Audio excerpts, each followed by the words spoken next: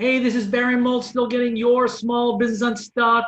And today we're focusing again on how small business owners can reimagine, pivot, and reinvent their companies.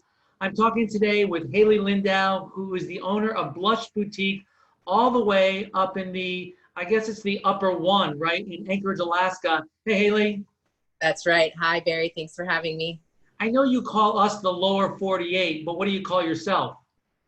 The last frontier. Exactly. Exactly. So how are you doing sheltering in place? We're doing great. We're doing great. We've been sheltered in since March, and as of today, actually, we're back open. We were at 50% capacity, and starting today, we're allowed to be 100%. So we're seeing people slowly, come back out, and yeah, it's going well. So this is a great time to have a business in Alaska, almost better than any other state, right? Right, right. Yep. Go ahead. So what have you done to really, you've been closed a couple of months, or what have you done during this time to keep the traffic going and to keep people still interested in buying from Blush Boutique? Yeah, right away. We came together. We're a pretty small company, and we came together and decided who was going to work in the store and who was going to work from home. And we went on sale right away. We saw a lot of majors and people in the industry do that. So we took a note from there. So we went 20% off, we went free shipping, and we just started pounding our Instagram story and our Facebook story, sending out constant contact, being available by phone, FaceTime appointments.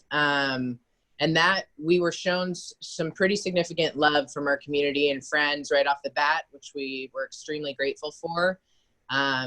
So that was the beginning. And then we also decided to finally get a website going. So the team member who decided to work from home graciously started working on the website, and I've been doing that as well. And so we're hoping to launch that next week. It's no small feat, that's for sure.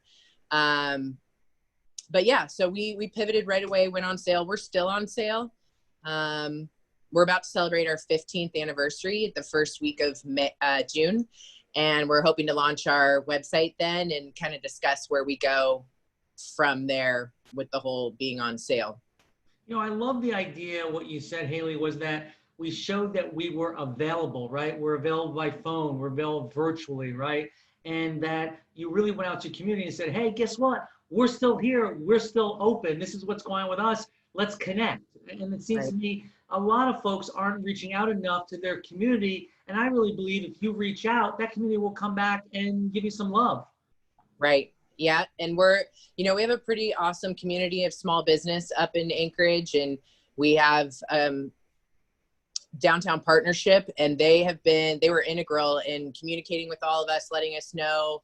Obviously, we're all reading about the payroll protection program and the disaster relief program with the SBA. And they also, the downtown partnership, were calling us and saying, hey, this is opening today, make sure you apply. And I feel like business owners started really talking to each other and just saying, hey, what are you doing? Just trying to band together to see what we were allowed to do, because in the beginning it was so confusing. Am I allowed to have someone in there answering calls, doing curbside? Yes, no, that changed. It wasn't, then it was. And, so I think it's really important to talk to your fellow business neighbors and help each other out in that regard. Haley, I thought was also really interesting. Are you saying that you've been in business for 15 years? But you never had an e-commerce website that you could sell product over the web?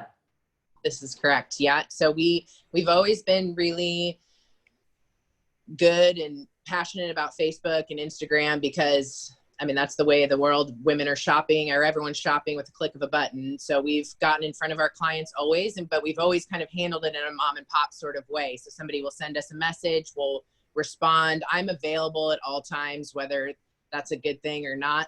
I can't let a message sit there. I have to respond. So yeah, it worked for us. We were kind of already doing that anyway with a lot of clients that don't have time to come into the store and they want you to ship it, even if they live in the same city. And we were happy to do it then and more than happy to do it now.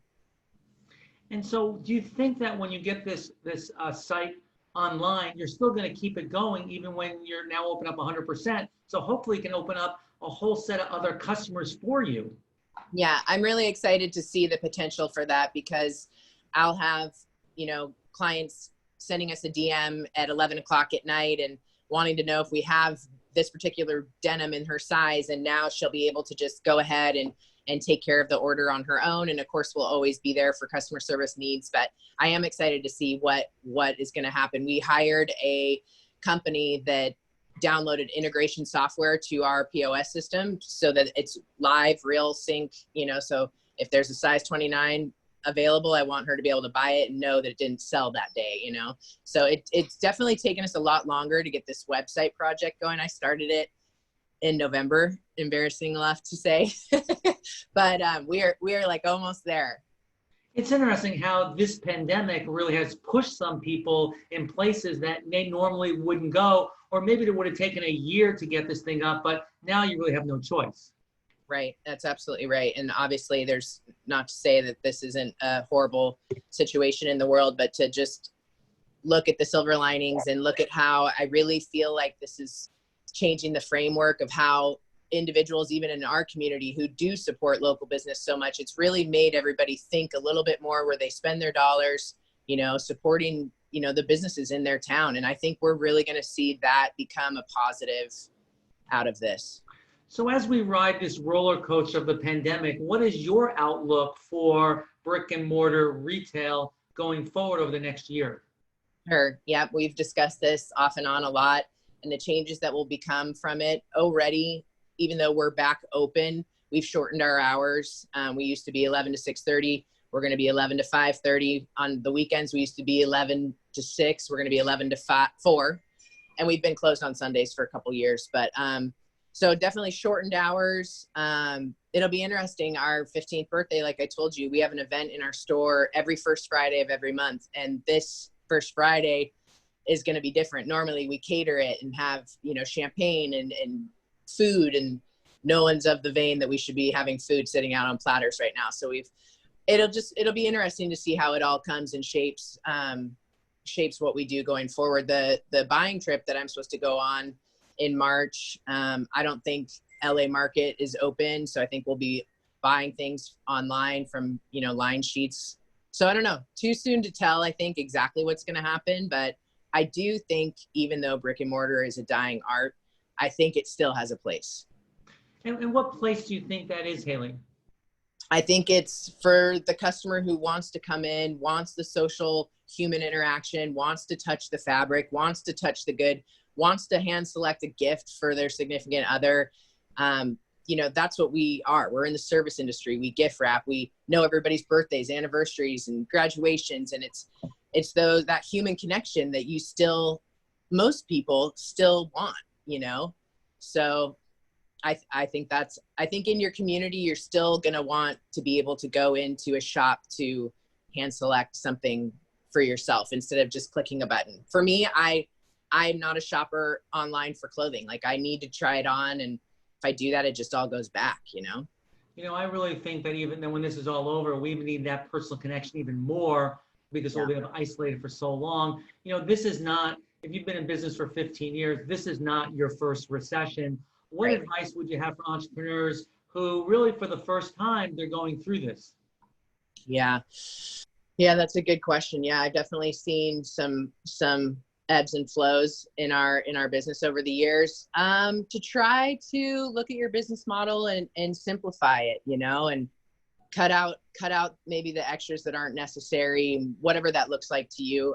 It's going to be different for each person, but definitely trying to have those reserves if you can, as you always hear, that, have 3 months of reserves, and it's not always easy to do, but just try to maybe re-look at your business model, see what's going in, what's going out, where you can make better, sharper, tighter decisions on money going out, I guess. That's kind of what's this big pause that we've all been put on is kind of brought this magnifying glass of the money that goes in and out, right? We see it in our personal life and in our business. And so maybe if we could just take that and take some time with that maybe and regroup, recenter. And that's a good thing, right? Because if I can manage my costs better when sales go up, that's even to make my company more profitable. So, Haley, I appreciate you joining us. Where can people learn more about the Blush Boutique? Soon to be able to availably order online. Yes, soon to be online. It'll be blushboutiqueak.com. And then we're Blush AK on Instagram. And if you happen to find yourself in Anchorage, where are you located? We're downtown, 720 D Street, a block north of the Park Strip. Haley, thanks so much. Thanks, Barry.